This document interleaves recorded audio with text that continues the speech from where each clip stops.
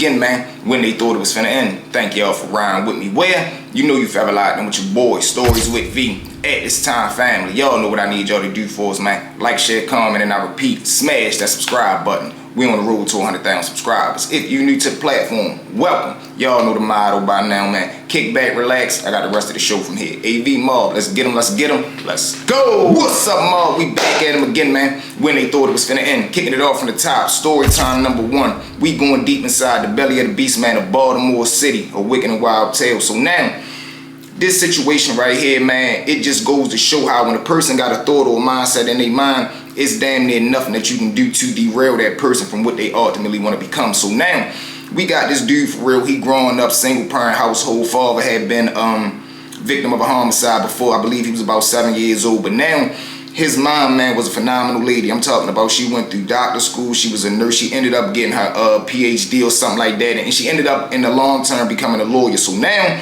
he got a phenomenal mom, single parent household, her only child. He get damn near anything he want. But of course, that's good from the childhood stages, from elementary to middle school. Once he hit that high school mark though, y'all, it's something about once you hit them teenage years, the way as though the mind start to get curious. You want to know exactly what's going on out there. You feel as though you know who you are, or you at least know who you want to become, who you want to be. So now him, he want to chase the cool crowd. He want to be out there with the guys. He want the cool girls, whatever the case may be.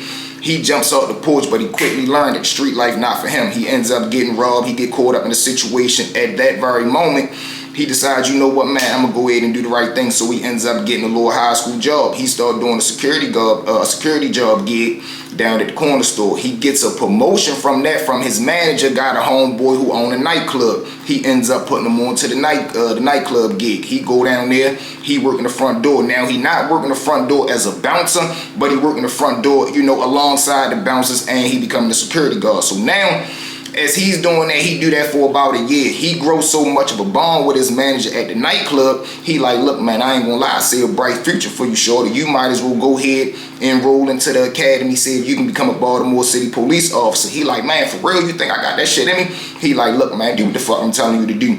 And the manager also had a couple of homeboys that worked down the force, or at least that worked at the academy. Lord Shorty do what he told to do. He go fill out the application. He go down there to the academy. Now, this is where the ball kind of spin at, because when he get down to academy, he ace everything except the PT, that's the physical training. So when he get to that part and he really can't find his 1-2 with it, he ain't really got no choice. They can't allow him to become an officer, but they say, look, right, this is what you might as well do. You might as well go try to apply to become a correctional officer. Now, you know, everybody don't know correctional officers and police officers, they got their own little rivalry going on, because an officer feel as though, man, you niggas ain't really built to work the streets for real. Y'all gotta work back down in jail. But a CO look at it like, man, y'all soft. Y'all so scared. Y'all can't work back here with the men. Y'all can't control the real beasts of the streets for real. Y'all lock them up. We deal with them after they locked up. So they got their own little feud that they go through. So now it gets to the point to where as though, you know, he go down there, he signed up, he take the little test, whatever the case may be. He ends up getting the job. So now he is CO for real. So we going through the training. He doing all his 1-2. He gets to the point to where as though he's shadowing somebody. Now what a shadow is, you're not working on your own. You got somebody that's actually patrolling the tier, the unit, the pod, whatever the case may be, the dorm, and you just following them around, writing down what they do, taking your notes, saying exactly each and every situation, how to deal with the convicts, so forth and so on. So now he do that for about 4 or 5 months. And now it's time for him to go ahead and man up, put on his big boy boots. They say, listen, this is your very first official day. You're going to be working on your own. You're not going to be shadowing nobody. You ain't going to have no help. You in there by yourself, sink or swim. The only way you getting back up is if you hit that motherfucking walkie-talkie. So he like, all right, that's a bet. Boom. They throws him in there. Now, this is where the game get tricky at, because when you coming in as a new correctional officer, us as convicts, we don't care nothing about you. We only got 1 or 2 angles. We either going to try to finesse you, or we trying to get you out the way because we know you playing hardball. So now, when you get back there, it go exactly how it's supposed to go. Both ways. You got dudes over there smashing on them, man. Fuck yo, man, yo's a duck. They giving it to him the hard way. Then you got the dudes that's more finessers. They more of a business mindset. So you got a group of guys that's over there. They looking at that shit like, man, Shorty not really built to handle this. And I know if the men, you know, all of us cool, we all on the same tier for real, everybody doing they 1-2. He like, man, I know if they keep doing what they doing to him, Shorty gonna end up quitting. Now, they got a game plan in their mind. Shit, we try and get this motherfucking work through. So they go ahead, put they 1, 2 together. They go holler at the CO dude. So now when they go holler at him, they like, look, man, you know, I know shit looking a little tight for you. If you need us, we over here, man. Just, you know, tap in. Now, what that is, y'all, they just threw the bait out there, because this is what you gotta understand, man. We don't care if we ask you to bring us in a pen and we not supposed to have this pen. Once you bring that through the door, you already in. You in for a penny, you in for a pound. If you gonna bring me some down ladies, you might as well bring me a goddamn pound, because it's all gonna be the same punishment. Either way, you gonna lose your job. This is the mindset. This is how you rock him to sleep.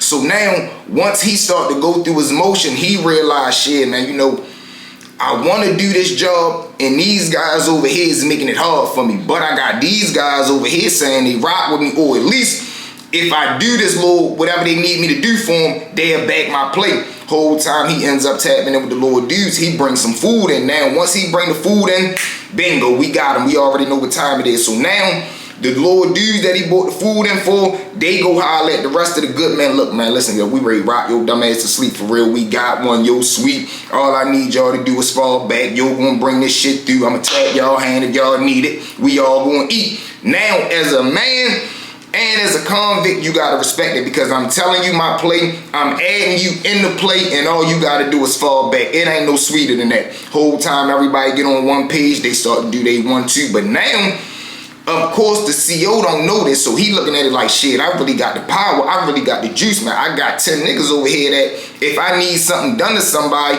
I can get it done. So now, let's just say fast forward about 5, 6 months, he ends up getting into an argument with a little dude about a shower. The dude who going at it with him, he ready to knock his ass out. Whole time one of his good little men that's supposed to be on his team, they step in.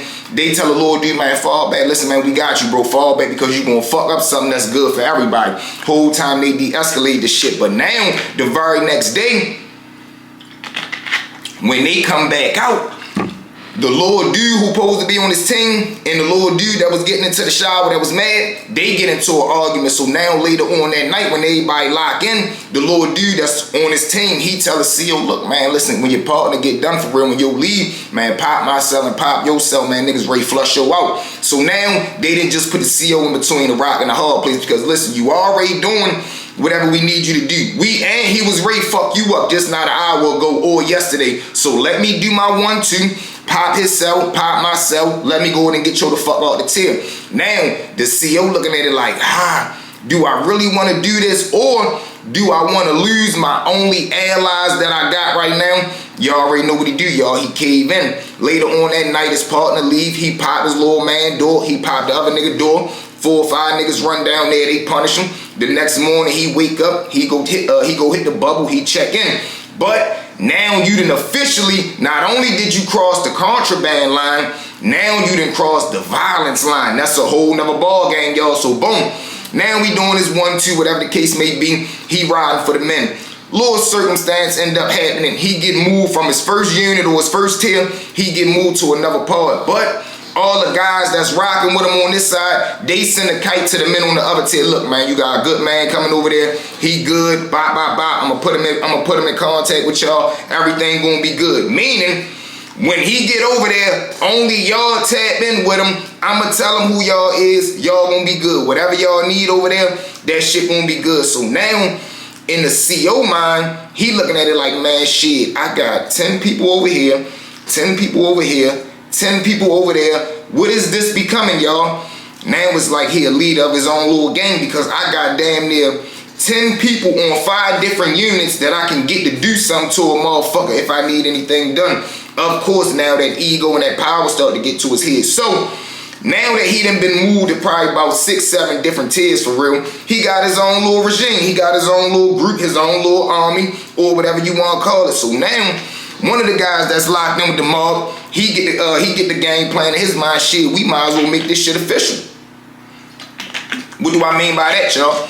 We might as well make this shit a real game. We might as well really get some structure behind this shit. We might as well really say, listen, this is our oath. This is the circumstances, the requirements that you gotta meet. Now, mind you, everybody that's already on the team, they already in. So off the break, they damn near 60 deep. So boom, they do that. They write their little oath. They make their little signs, whatever the case may be. So now, boom, After they do that for real, they start demonstrating. I'm talking about they running that whole prison. So now, of course, what happened? Let's make this shit bigger. You got dudes that's going home, that's coming back in, dudes that's going home recruiting. So now it's not only in this jail, it's in all the jails. And it's now the shit then leaked into the streets too. So now they start to ask the leader, the CO dude, whatever you want to call them, look, man, we got a list of niggas that's testifying on some of the men back here. Niggas need you to set this up so niggas can crack them. He don't really want to play the civilian game because he like, man, I don't really want to do that. It's all fun and games when we locked up because everybody locked up. I don't want to bring no civilian or no real world people in the our little gang shit. But now the men looking at it like, man, what the fuck you mean? No, you ain't got no choice, nigga. We just was letting you know that more so tell you this is what the fuck you ready to do. So now he like, no, man, I don't want no parts of that shit. So what do? He ends up getting scared. He get moved. Well, he asked to get transferred to another joint.